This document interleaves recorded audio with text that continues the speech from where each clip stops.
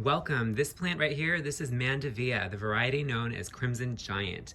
This plant originates from Brazil. Stay tuned and I will have some facts to share with you about this plant as to why you might want to consider getting this plant as well. This is a great plant to grow in upright spaces. As you can trellis it, I haven't really done a good job of trellising it, but as you can see, it has these lovely large flowers and beautiful tropical leaves. There's actually another plant intermixed here. There was a bougainvillea I was growing in this area. There just wasn't enough light for it to bloom a lot. However, Mandevilla only needs bright shade to sun. And if you live on the coast, you can plant it in full sun. That's all it needs. And it just needs a little bit of space. It'll grow straight up and twist and spiral, but you can just tie it to a pole, or in this case, I tied it to another plant that I'm going to actually be removing. But it's actually a really tough plant. It has medium water needs. It actually has a level of drought tolerance because its roots are very tuberous. They're swollen roots. So whenever you transplant this, or if you buy a new one and you're potting it up and you see that the roots are really swollen, that's totally natural. That's the way this plant is. It wants the medium water needs though, so make sure to give it water on a regular basis. And if you have it in brighter sun, you want to give it a little more water. If you have it in more shade, you can give it a little less. The awesome thing about this is there's only part shade here in this walkway to like a little bit of sun, and it blooms from spring to the first frost. I would say like late spring to the first frost, but it's pretty awesome. I actually got this as a 4-inch plant number of months ago, and it's grown so much. And the bougainvillea wasn't performing in this lighting. It's no fault of the bougainvillea. It's just I was trying to see if it would bloom in less light, but it didn't. And so I put the Mandevilla in there and gave it a go, and the Mandevilla is winning, at least for this spot. As far as the soil, you want to use the potting soil for this plant that is well draining.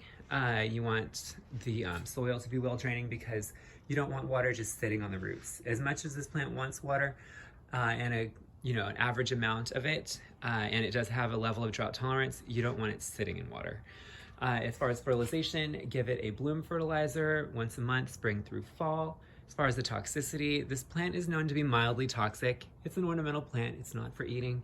Your hummingbirds will love it though. They love the flowers of this plant. That red color attracts them, and then they can also drink from this plant. As far as propagation, you can propagate it via cuttings in the spring. Apparently you can grow it from seeds as well.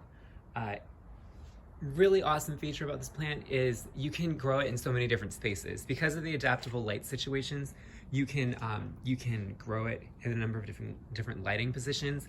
And then as far as it being vertical, I love vertical because filling in vertical spaces just adds lushness to wherever you plant it.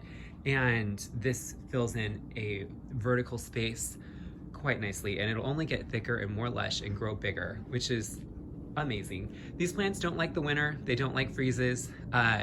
Here in Northern California, the winters are very mild. They are cold. This plant will not be very happy in a couple weeks or so because it does like the warmth. It has tough roots. Make sure to get a good layer of mulch over the roots. One thing I do to keep the roots from sitting in water is you can plant some fava beans or any kind of beans at the bottom, or just have a different plant that you're growing during the winter that will put some roots down and pull that water out, if it rains a lot where you live, because you just don't want a plant, the leaves might freeze and or just get shabby and just not perform as well in the cold weather. And so to keep it from having too much water sitting at the bottom, one, you need to make sure that you have drainage, and two, grow some small plants at the base of it to really help it out. You can also move it under an eave, that works as well, so that you're not overwatering it in the cold season.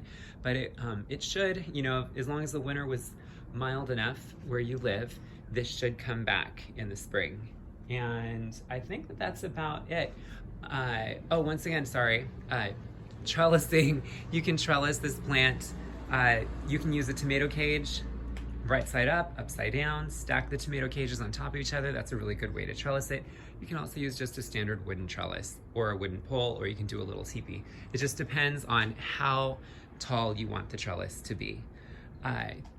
All you do is keep winding it back into itself and it will stay in place. Once again, this is Mandevilla, the variety known as Giant Crimson.